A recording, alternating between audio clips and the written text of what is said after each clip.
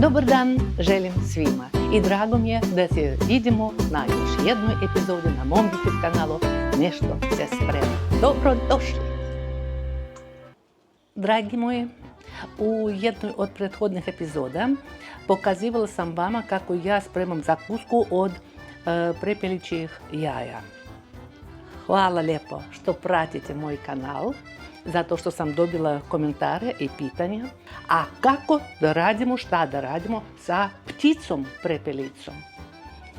Zato danas hoću da vam pokažem kako ja i šta ja radim sa prepelicom. Hoćemo li da poletamo?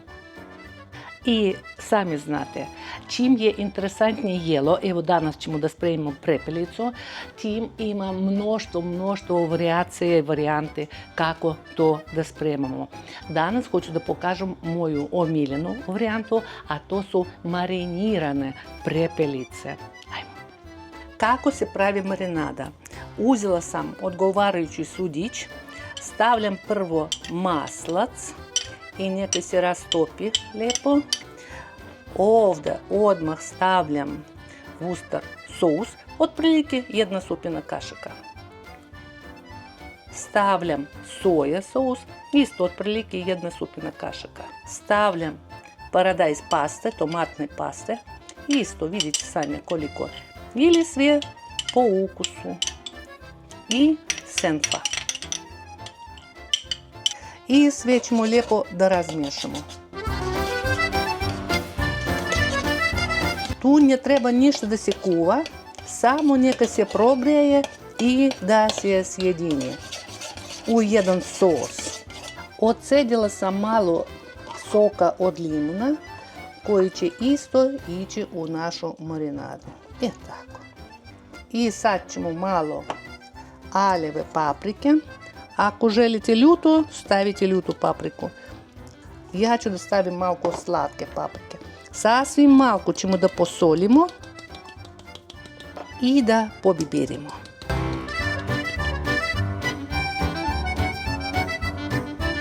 I još jedna varijanta da se igramo sa prepelicama. Ja mogu da posjećam pticu po pola na 2 polutke, a mogu da posjećam samo po leđima. Ali sa obje strane moram da premažem sa marinadom. Vi odlučite sami. Ja ću sad da posjećam na 2 polovinke. Baš po sredini ću da posjećam. Ovako, na 2 polovine. Tako. I svaku polovinicu ja ću da premažem sa našim sosom, marinadom. I vidite kako. I iznutra ću da premažem, a poslije kad sam stavila u posudu, premazat ću i odozgo.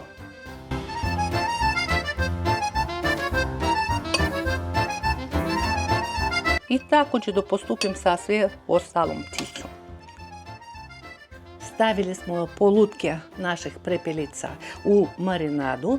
Sad ću ja da pokrijem i neka to stoje na sobnoj temperaturi od 30 do 60 minuta. Zavisi koliko vi imate vremena. A tek poslije da se peče. Naše prepelice ostali su u marinadi 40 minuta i sad ćemo da ih stavljamo u posudu za pečenje i šaljemo u rernu koji je već razgrejena do 180 stepeni. Hajmo da spakujemo. Ja obično stavljam, vidite, kožicom na gore, a da vas podsjetim, u toku mariniranja prepelica ja sam njih malko prevrtala da bi oni sve lijepo upili svu marinadu. Idemo mi da se pečemo na 180 stepeni jedno 20-25 minuta. Prošlo je 25 minuta, gasim rernu i vadim naše ptičice, prepelice iz rerne. Pogledajte kako se lijepo ispeklo. Ja ću sad da uzmem jednu polutkicu, eto tako. A sad odgonetka. Zašto ja sečem prepelice na dvije polovine?